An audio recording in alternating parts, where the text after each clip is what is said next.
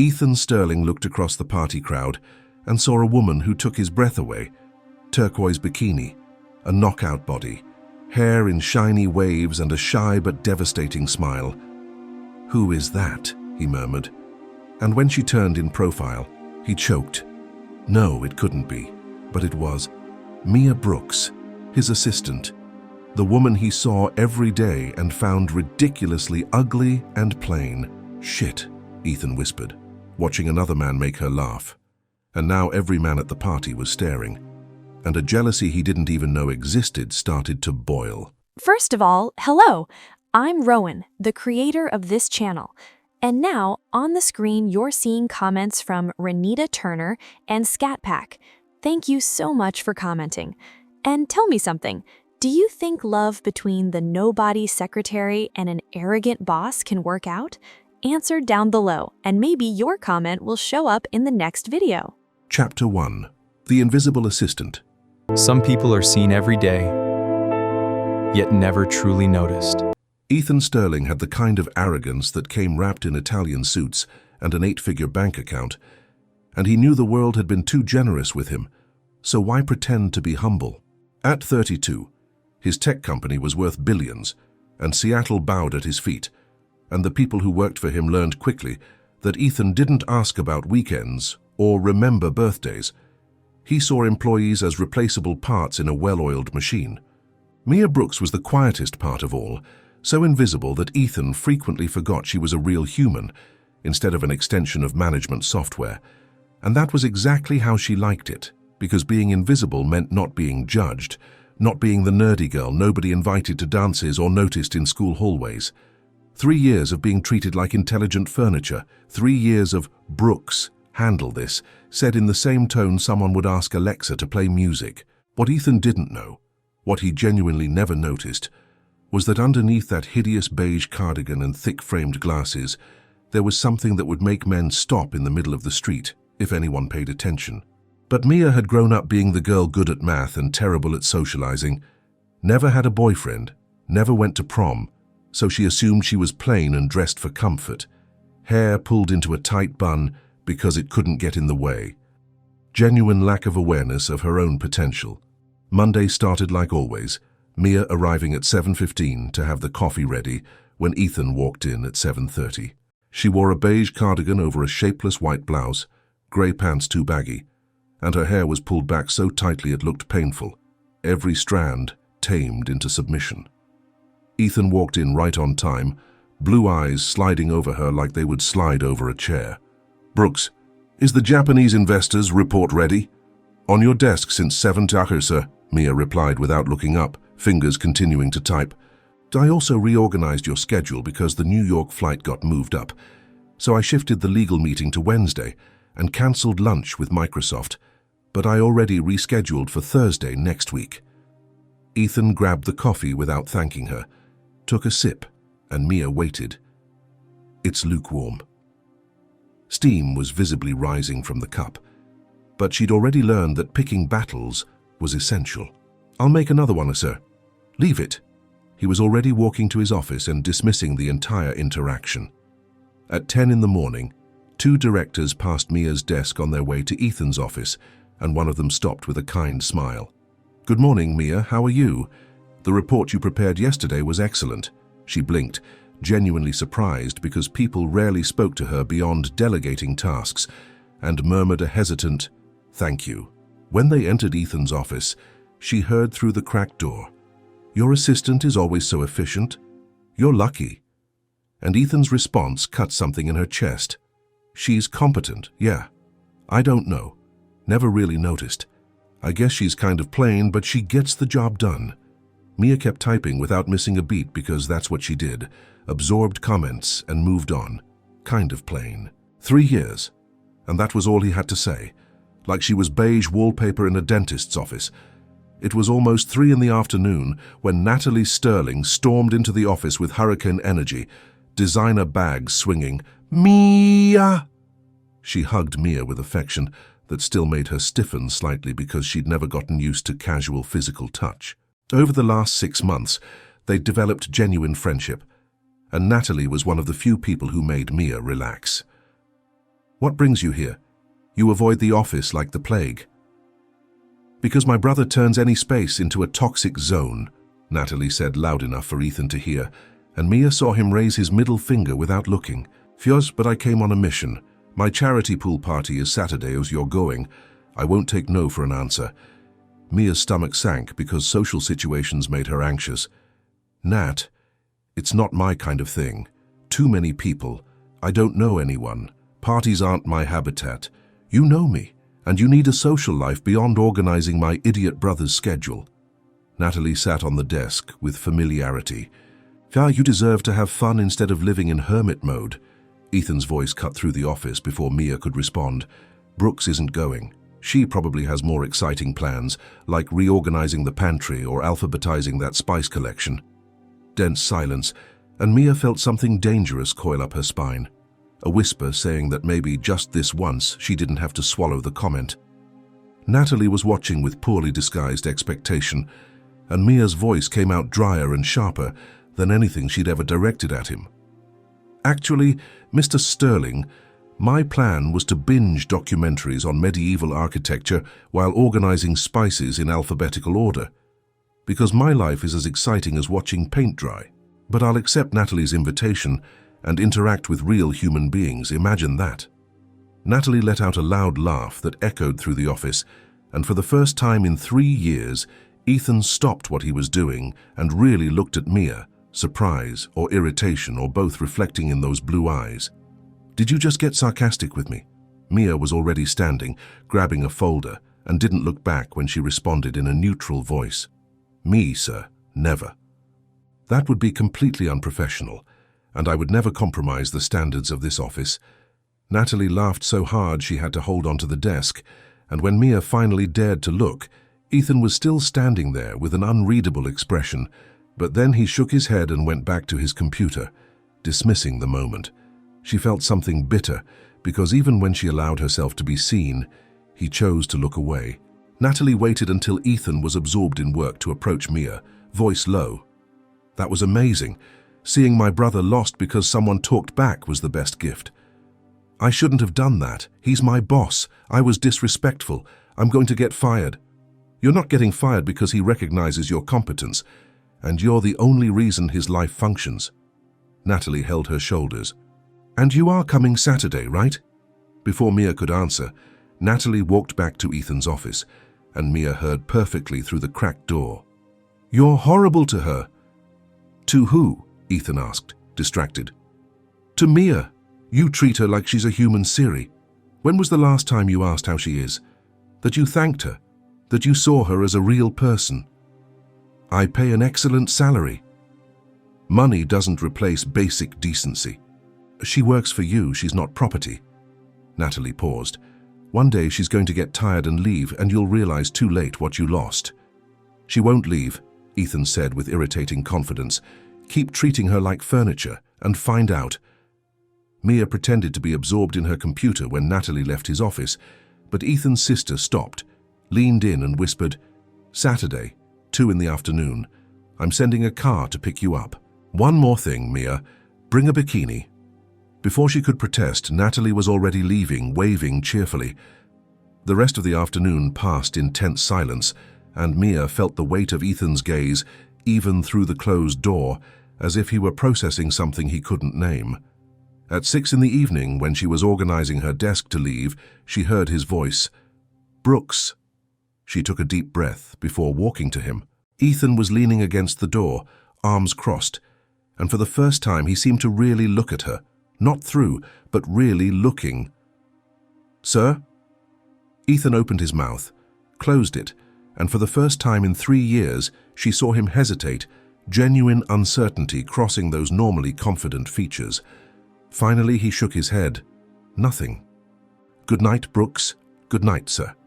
When she turned to leave, she didn't see how Ethan stood there for 5 minutes, staring at the empty chair, something tightening in his chest, when he realized that maybe he'd never really looked at the woman who knew his life better than he did himself.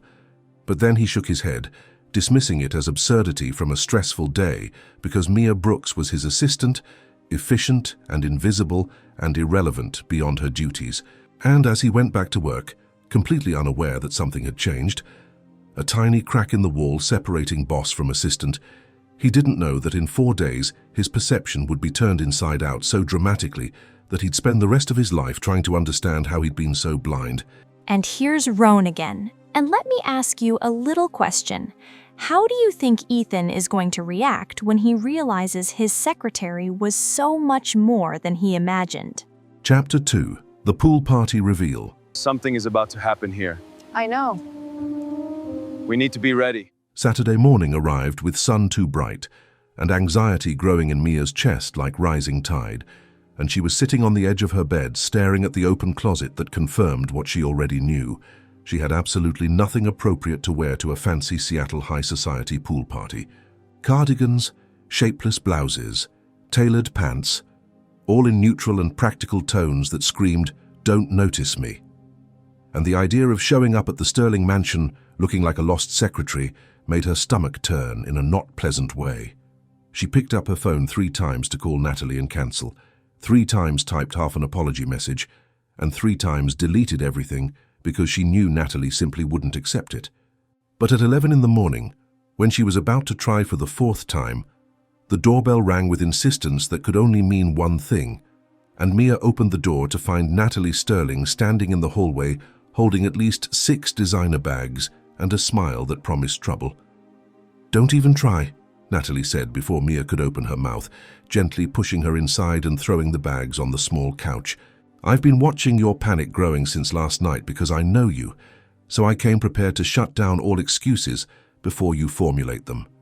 "Nat, I really don't know if I can do this," Mia began, voice small and genuinely anxious.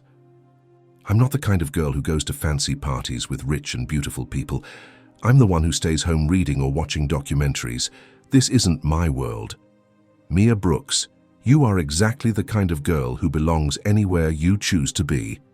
Natalie interrupted her with firmness that left no room for argument, taking her hands and forcing eye contact.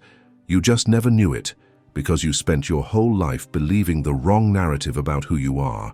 But today you're going to discover the truth." 2 hours later, Mia was standing in front of her own bedroom mirror and genuinely didn't recognize the person reflected, like someone had swapped her image for a stranger who wore her face but seemed to belong to a completely different universe. The turquoise blue bikini that Natalie had insisted she try on and that Mia had protested was too flashy. "Nat, I can't wear this." Molded curves she'd never paid attention to because clothes had always been about functionality and not form. Her hair was down for the first time in years, falling in natural shiny waves that went past her shoulders, and Natalie had been genuinely shocked when she undid the bun. "You hide this in a tight bun every single day. Mia, this is a crime against humanity." The contact lenses Natalie had brought made her brown eyes seem huge and expressive without the barrier of thick glasses, and the natural makeup highlighted cheekbones Mia didn't even know she had, and lips that Natalie swore were magazine cover worthy. "Nat, this isn't me," Mia whispered, touching her own face as if she needed to confirm it was real. "I don't recognize myself. It's like it's a completely different person." "This is you, Mia," Natalie said with absolute conviction, standing behind her and looking at the reflection of them both in the mirror. "You just never let her show before because you thought it wasn't worth it, that it wouldn't make a difference, that you were too plain to matter. But look at yourself now and tell me if this is plain." Mia looked, really looked, and saw elegant curves and fair skin and shiny hair and big eyes, but the nerdy 13-year-old girl who was never invited to dances still whispered in the back of her mind that this was a temporary trick. Makeup and pretty clothes covering the truth that she was, and always would be, invisible. "I don't know if I can believe this," she admitted with a small voice. "Then trust me until you can believe it yourself," Natalie smiled, placing the sheer cover-up over her shoulders. "Now let's go, because you have a party to make an impact at and probably make my idiot brother choke on his champagne."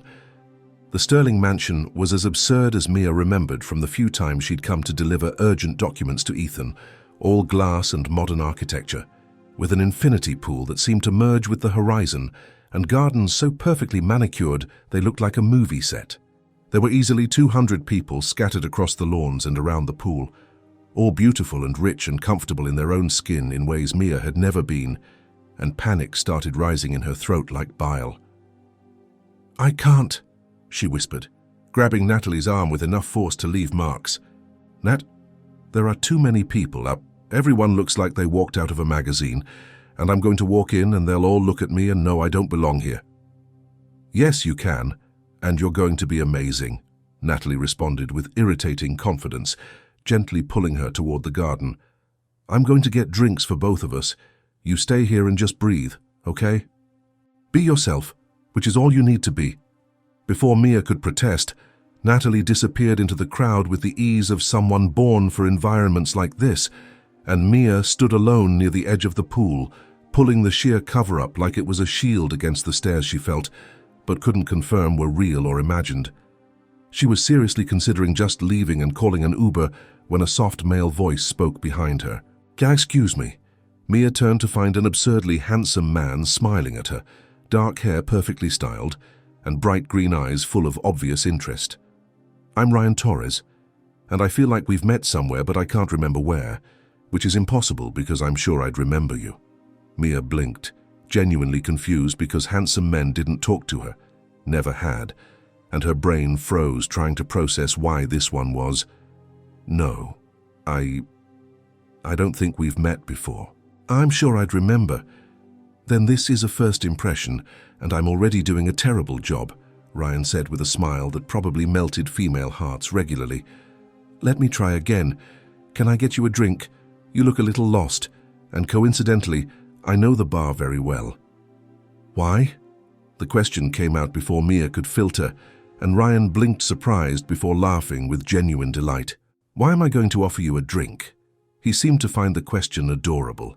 "Because you're beautiful and look like you need to relax, and I definitely want a chance to talk to you. Shall we?" The next 20 minutes passed in a surreal fog where Ryan was charming and funny and genuinely interested, asking questions about her work. She carefully didn't mention Ethan or Sterling Tech, and sharing stories that made her laugh in ways that surprised herself. Mia still didn't completely understand why he was interested in her specifically, when there were literally real models around the pool, but he made her feel comfortable in unexpected ways. Then 2 more men approached, then 3 more, and suddenly Mia was surrounded by male attention that left her completely lost, because this had never happened in her life, not once. And she genuinely couldn't process what was different.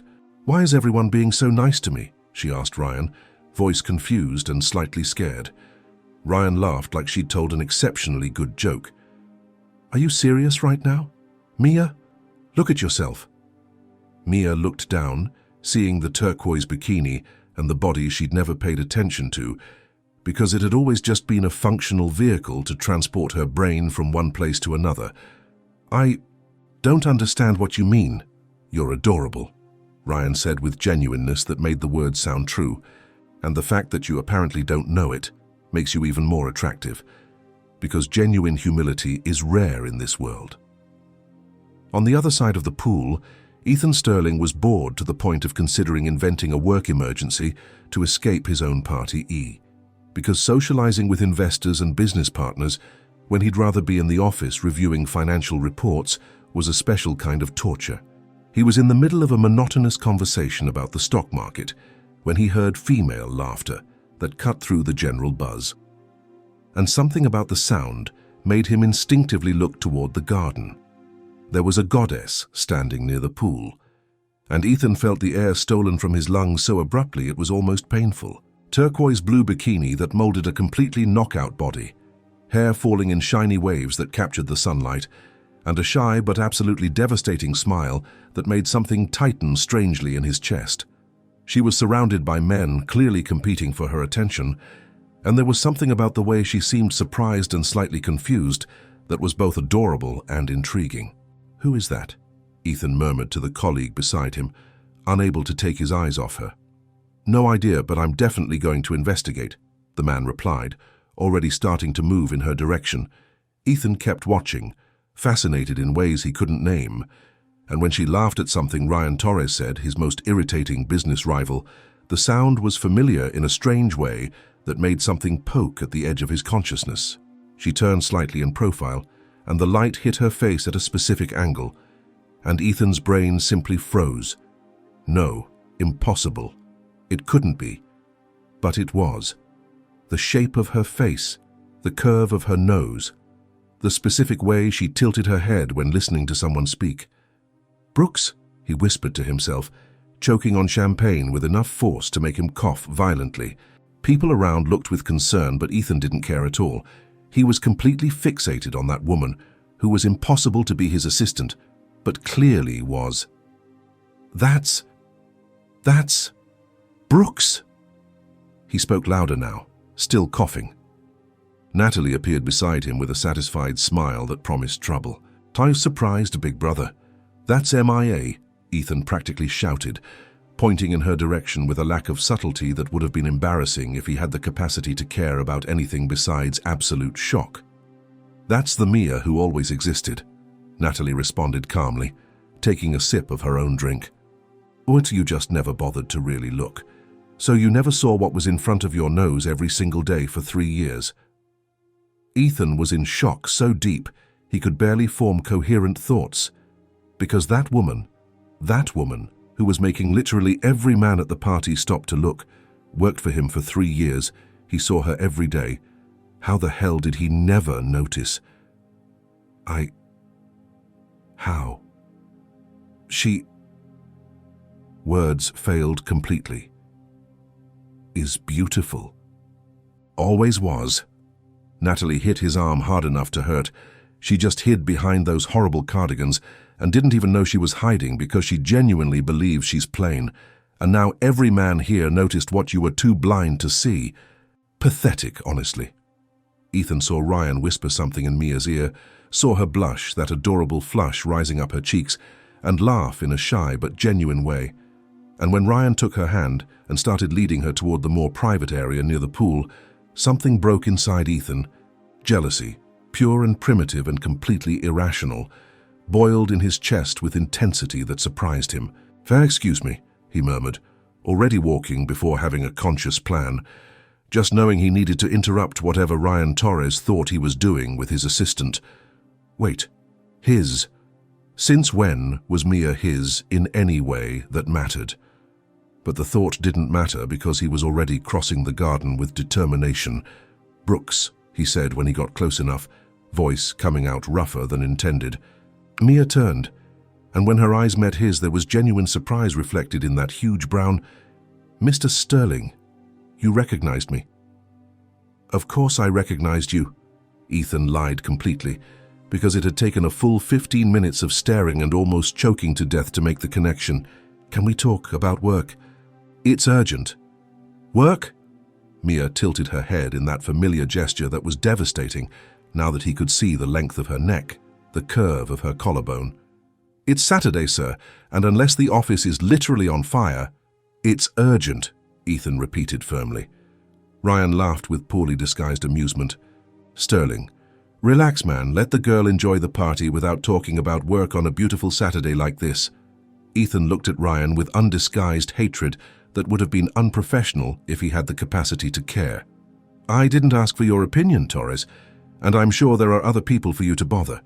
The tension got thick enough to cut, Ryan clearly enjoying Ethan's obvious discomfort, and Mia seemed confused but slightly amused by the whole situation. "It's fine, Mr. Sterling," she finally said. "Let's talk about this mysterious Saturday urgency." She excused herself with Ryan, who kissed her hand in an exaggerated way that made Ethan want to punch something, and followed Ethan into the house. The library was empty and silent, far from the noise of the party, and when Mia turned to him with expectation in her eyes, Ethan realized he had absolutely no work matter to discuss. "So?" Mia crossed her arms, waiting. "Seriously, what's the urgency so big you needed to drag me away from the party?" Ethan opened his mouth, but nothing came out, because what the hell was he going to say? "Why didn't you ever tell me?" The words finally came out, inadequate and confused. "Tell you what exactly?"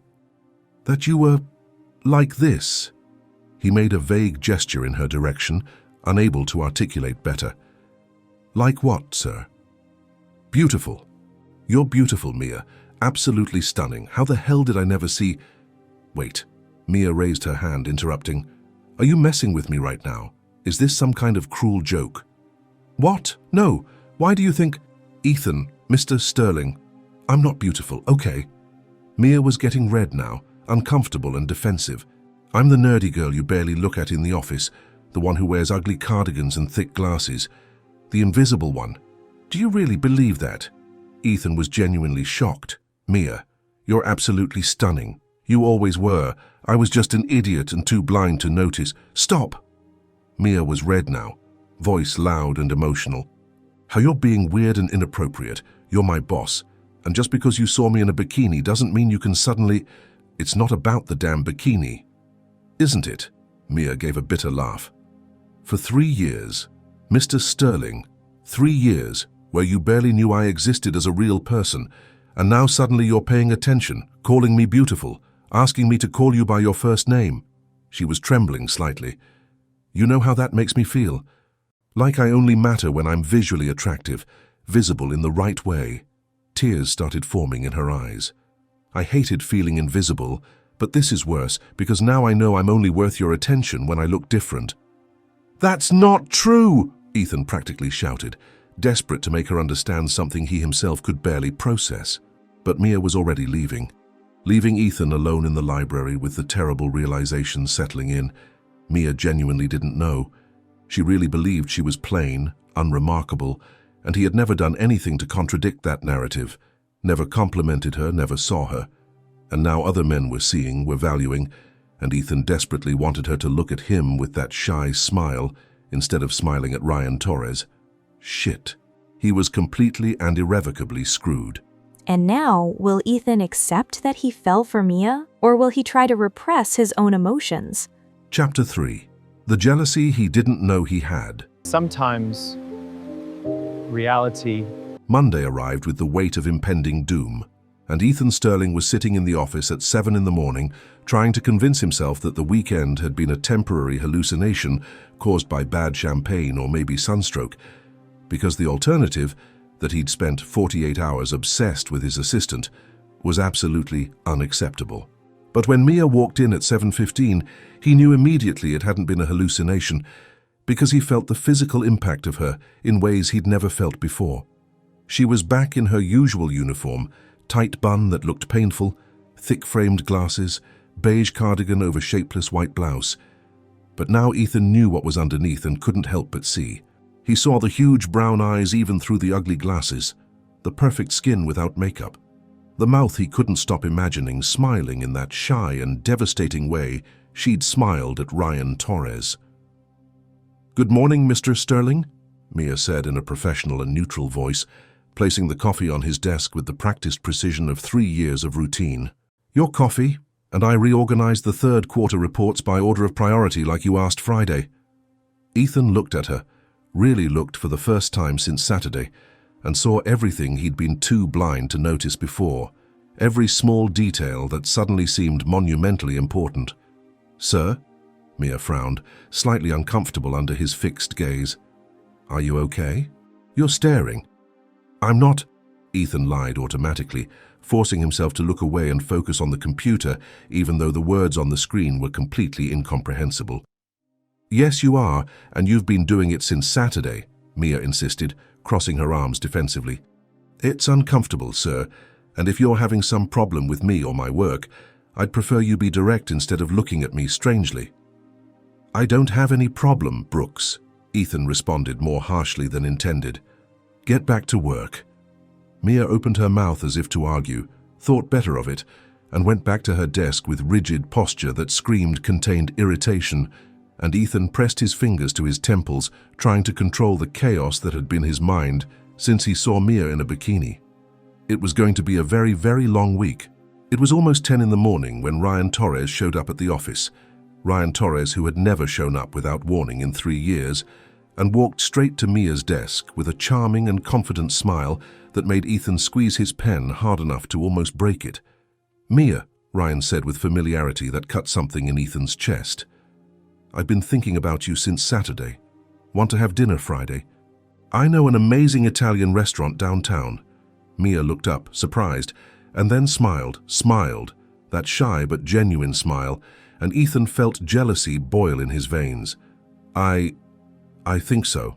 Yes, that would be nice. Brooks, Ethan practically barked from his office door. Meeting, now, urgent. Mia blinked, confused.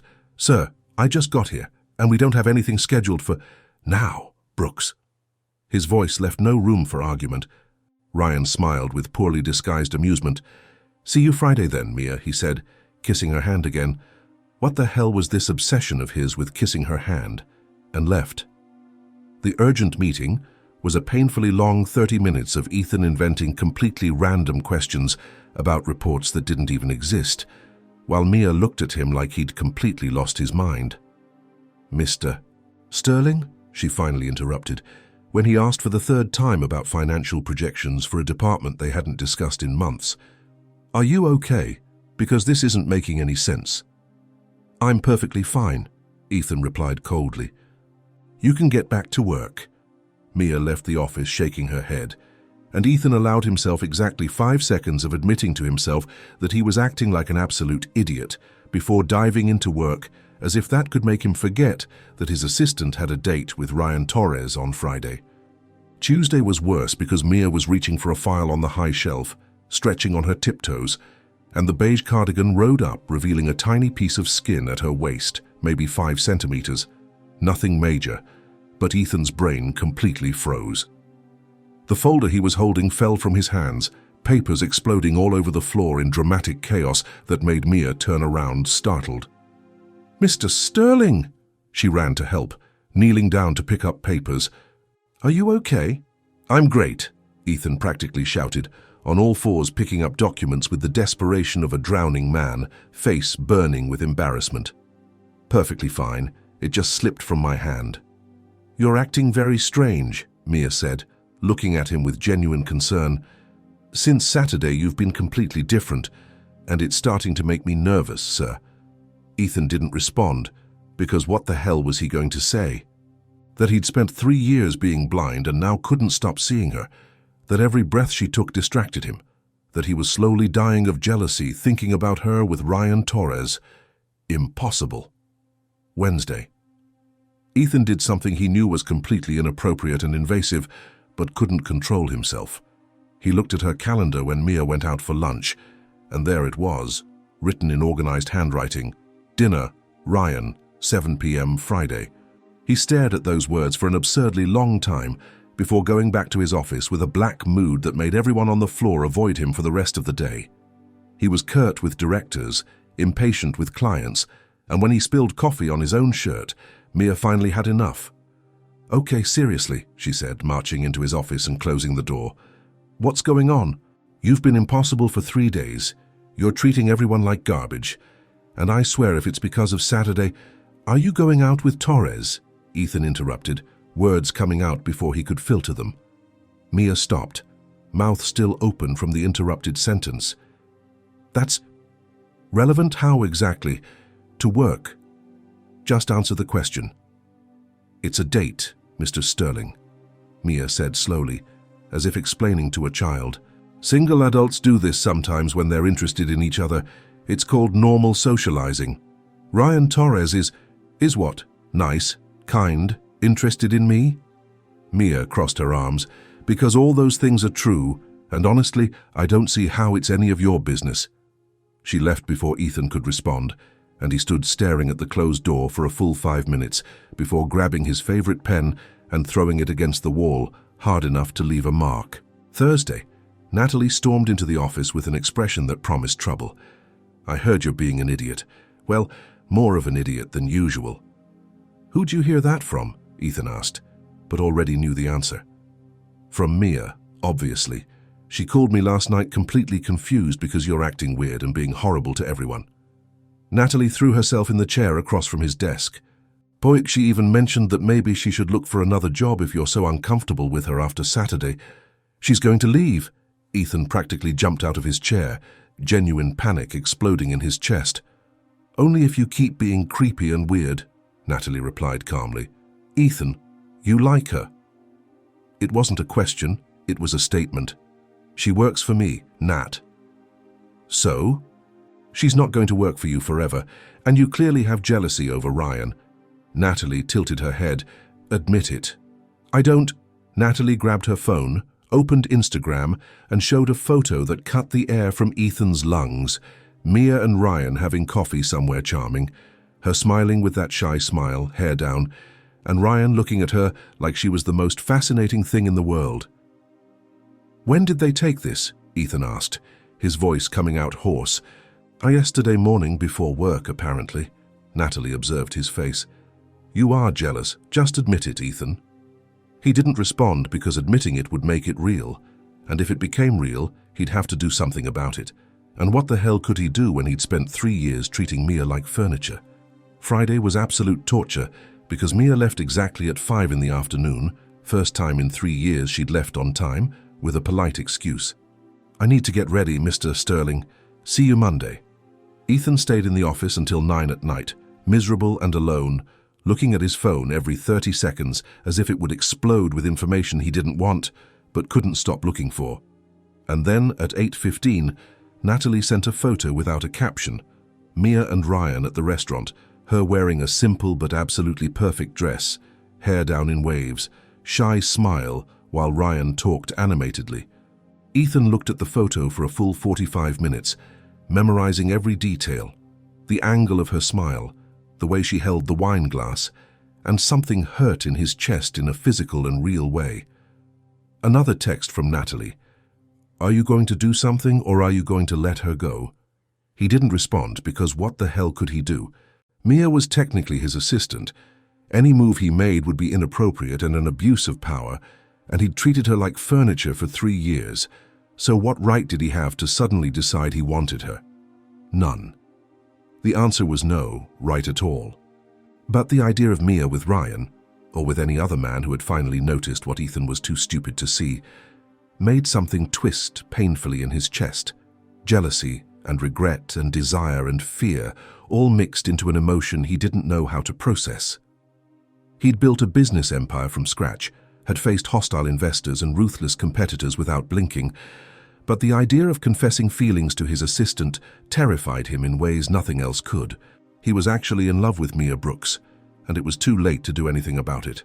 Chapter 4, The Almost Confession, and Epic Fail. Recognition doesn't arrive loudly. It arrives quietly. Monday arrived with Ethan Sterling determined in ways he usually reserved for high-stakes business negotiations, and he had practiced, pathetic but true, what he was going to say to Mia at least 20 times in the bathroom mirror over the weekend. The words had sounded reasonable and coherent when rehearsed alone, but now sitting in the empty office at 6:45 in the morning, waiting for Mia to arrive, his stomach was churning with adolescent anxiety completely inappropriate for a 32-year-old CEO.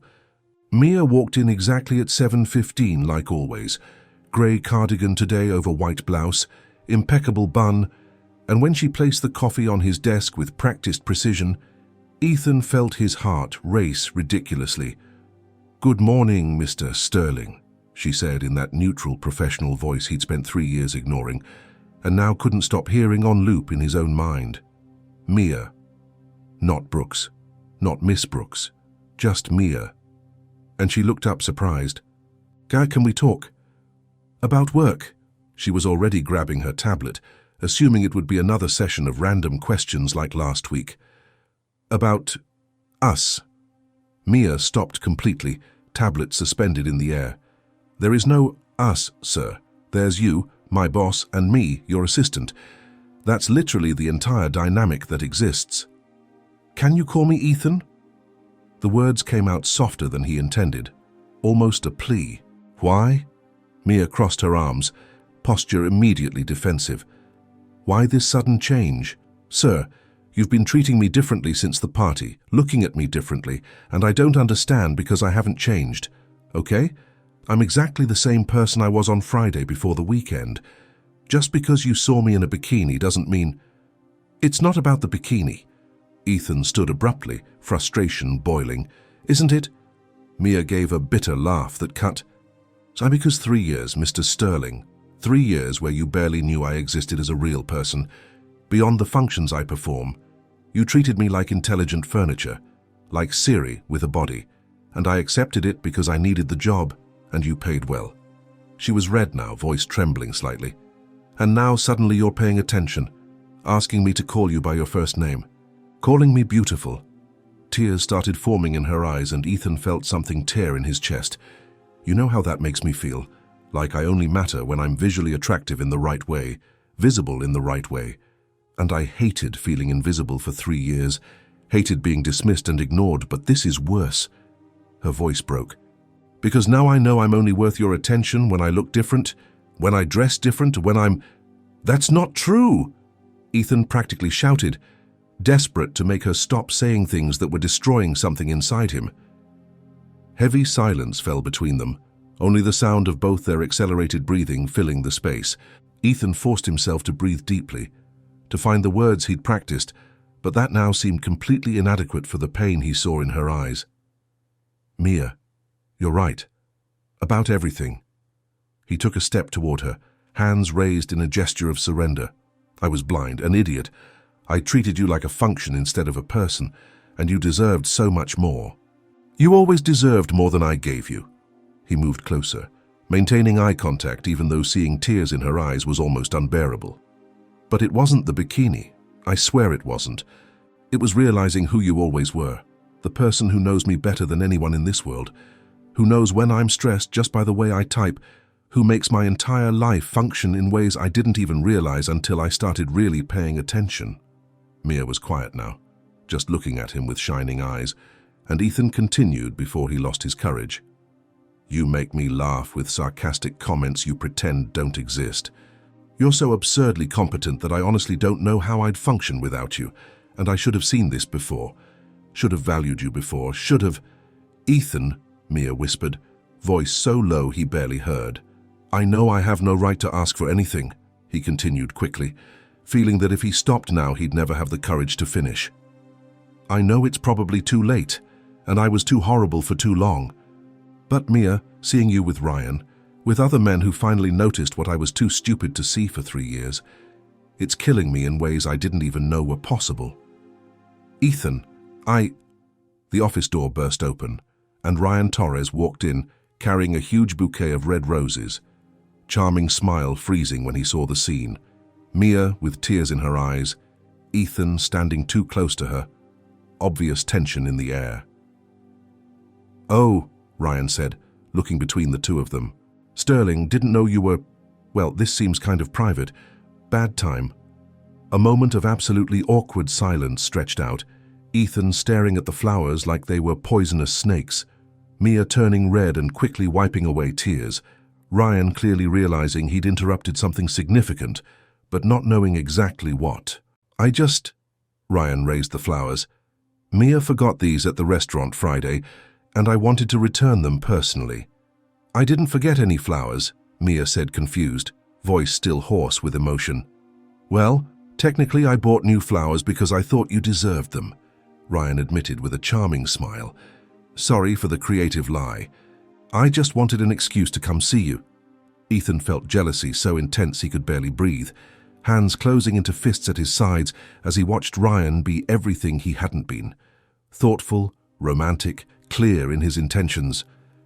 "I'll leave you two," Ryan said, clearly uncomfortable with the charged atmosphere, placing the flowers on Mia's desk. And then, because apparently the universe had decided to torture Ethan specifically, Ryan leaned in and kissed Mia's cheek in a soft and gentle way that made Ethan want to punch something. "I'll call you later, okay? Seems like you need time to process whatever's happening here."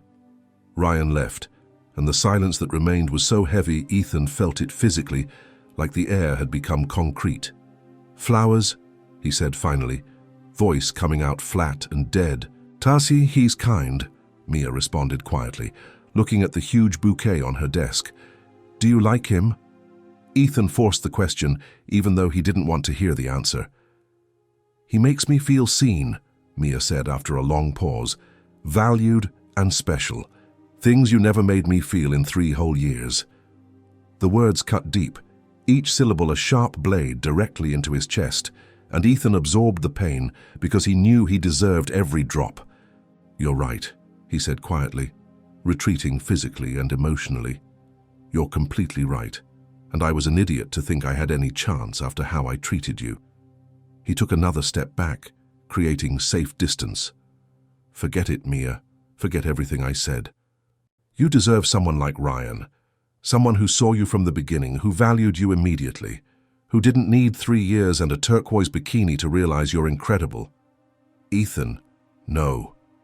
He raised his hand, interrupting whatever she was going to say because he couldn't bear gentle rejection or worse, pity. I have work to do. You too. Let's just forget this whole conversation."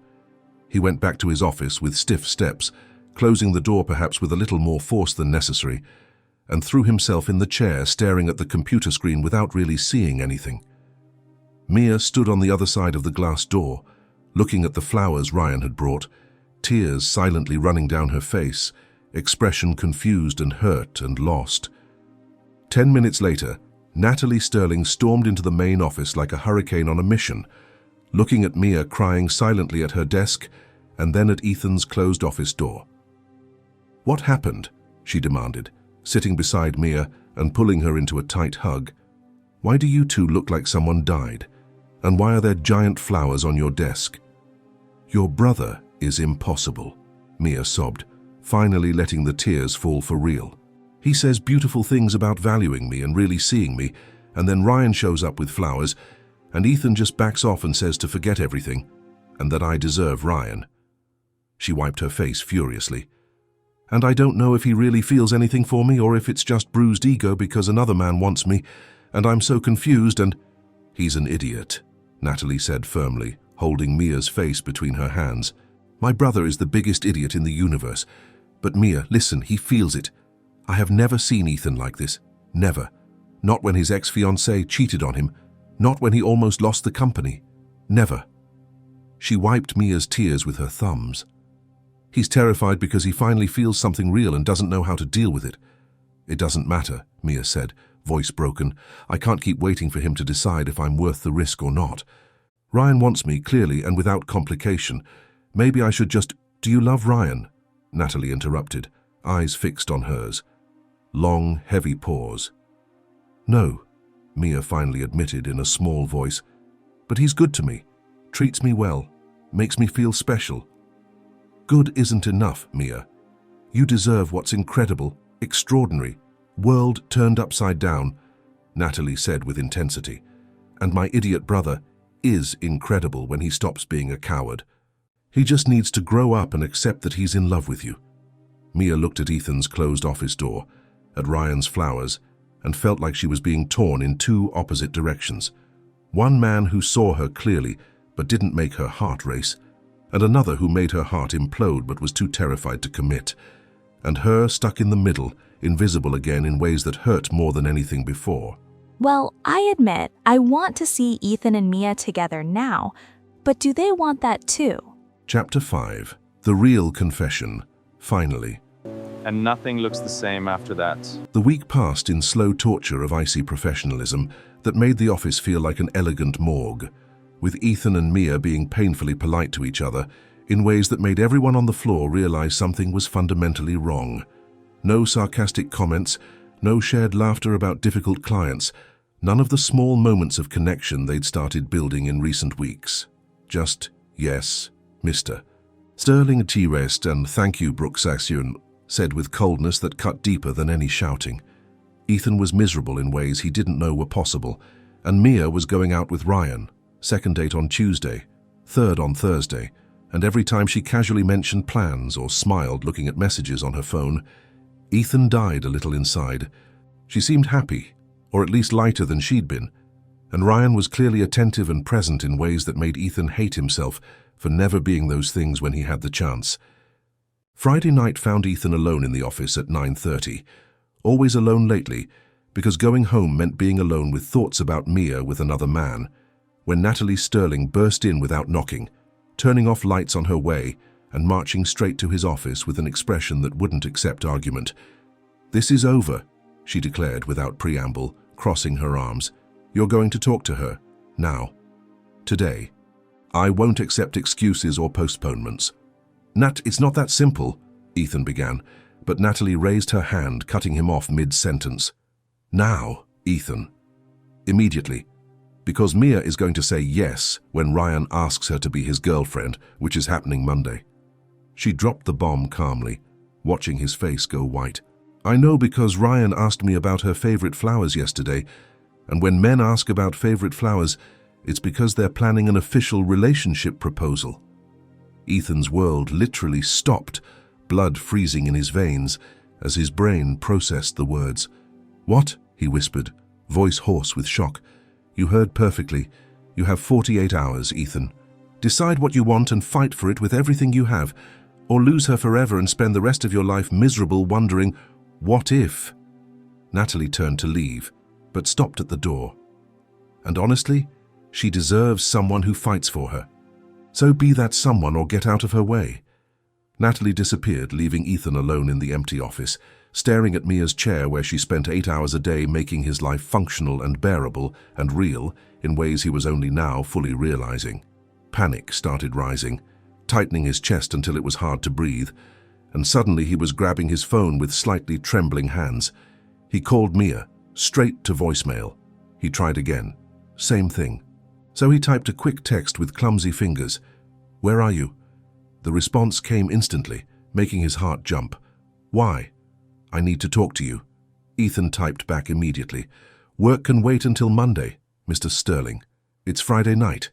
It's not about work, Mia, please. He added the please even knowing it sounded desperate, because he was completely desperate and didn't care anymore about hiding it. Long pause that lasted a complete eternity.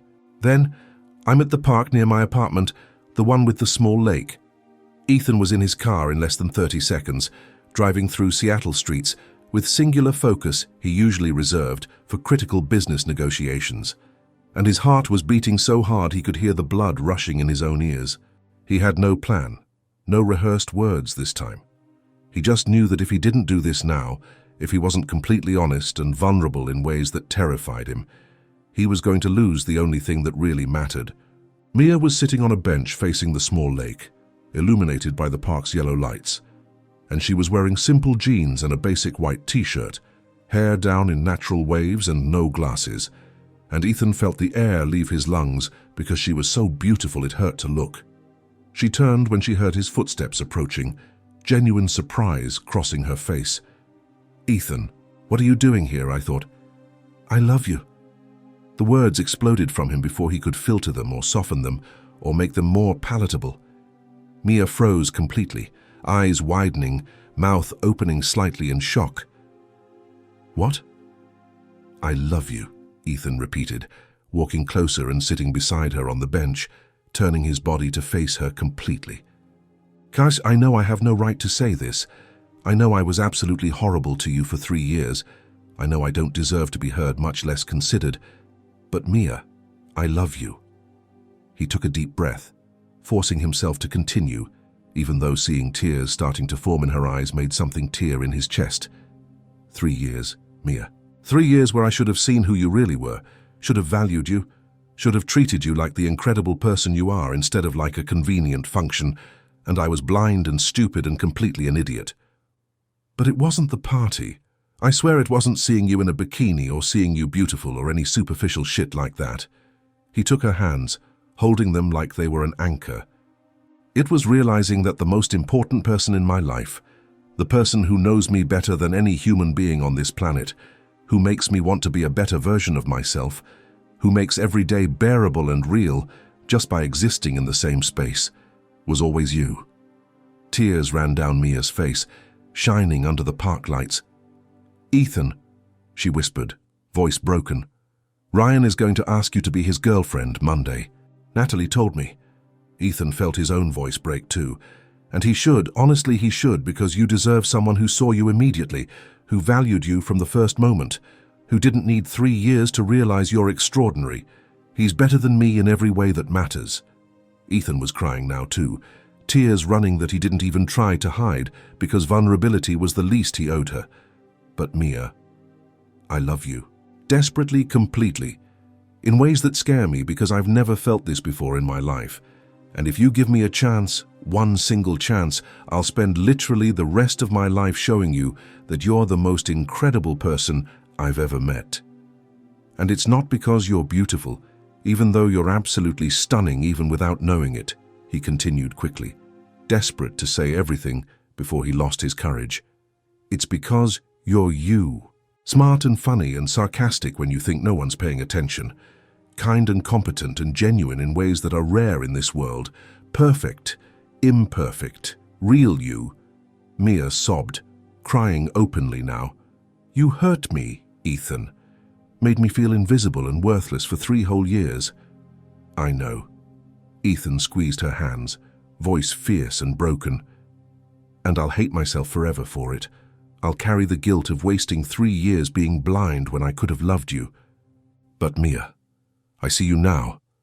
I always will see you from here on out. I promise with everything I am. So please, give me a chance to make up for it, to be the man you deserve. Why should I believe you? Mia whispered through tears. Why should I choose you instead of Ryan, who always treated me well from the beginning, who makes me feel special without making it hurt first? Because I love you in ways he'll never be able to love, Ethan said with absolute conviction, pressing his forehead to hers. Because I know you for real. I know you organize papers by color when you're nervous. I know you murmur to yourself when you do complex calculations. I know how you laugh when you think no one's listening, and it's the most beautiful sound in the universe.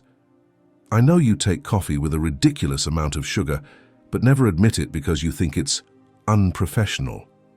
I know you wrinkle your nose slightly when you're concentrated. I know you're kind to everyone even when they don't deserve it. He held her face between his hands.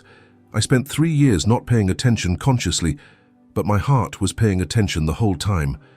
And now that my eyes have finally caught up with my heart, Mia, I can't stop seeing you. I never want to stop. Silence fell between them, heavy and full of emotion, only the soft sound of the lake and the distant city filling the space. Mia looked into his eyes for a long time, searching for something, and Ethan let her see everything, the love, the fear, the regret, the desperate hope. You're an idiot, Mia finally said, crying and laughing simultaneously in a way that made his heart jump. I know, Ethan agreed, smiling through his own tears. You made me feel absolutely horrible. I know, and I'm sorry, so much. I should choose Ryan, Mia continued, but there was something in her eyes now. He's safe, kind, won't hurt me. You should, Ethan agreed, even though the words tore. But I don't want Ryan. Mia finally smiled through the tears, small and trembling but real. I want you, you impossible idiot. I always wanted you from day one, even when you were blind and arrogant and treated me like intelligent furniture. Ethan's heart literally stopped. Mia, I fell in love with the idiot who complains about coffee even when it's perfect, who works too much and forgets to eat, who occasionally, very occasionally, smiles when he thinks no one's watching and lights up the whole world. She touched his face. Kirsten, I hate you for it, for making me love someone so completely impossible. So that's a yes, Ethan asked, barely able to breathe with hope. That's a, you have one chance, Ethan Sterling. One single chance to prove you've changed, that you really see me, that this isn't just guilt or wounded ego. Mia looked into his eyes seriously. And if you mess it up, Natalie has permission to kill you, and I'll personally help hide the body. Understood. Completely understood. Deal accepted. Ethan pulled her close, pressing his lips to hers with 3 years of blindness and a week of torture and desperate love, all concentrated in the kiss. When they finally separated, both crying and laughing simultaneously, Mia whispered against his lips, You really love me, even when I wear horrible cardigans and ugly glasses and pull my hair in a bun that looks painful. Especially then, because it's you being completely you. Ethan touched her face with reverence. But Mia, you realize now, right? That you're absolutely beautiful? You always were. Mia blushed, smile shy but genuine. I'm starting to believe it. When you look at me like that, like I'm the most important thing in the world, it's hard not to believe.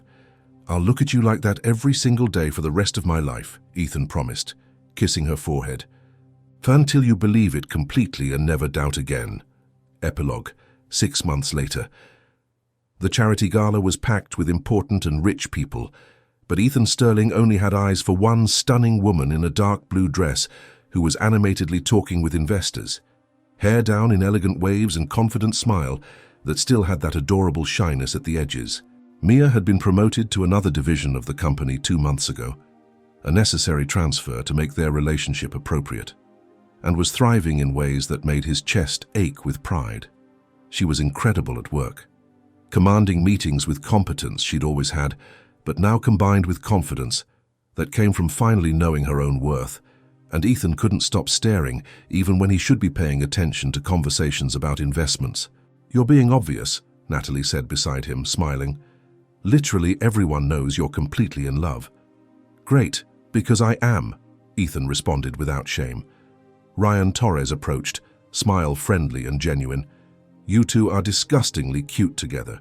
Happy for you, Mia," he said when she joined them.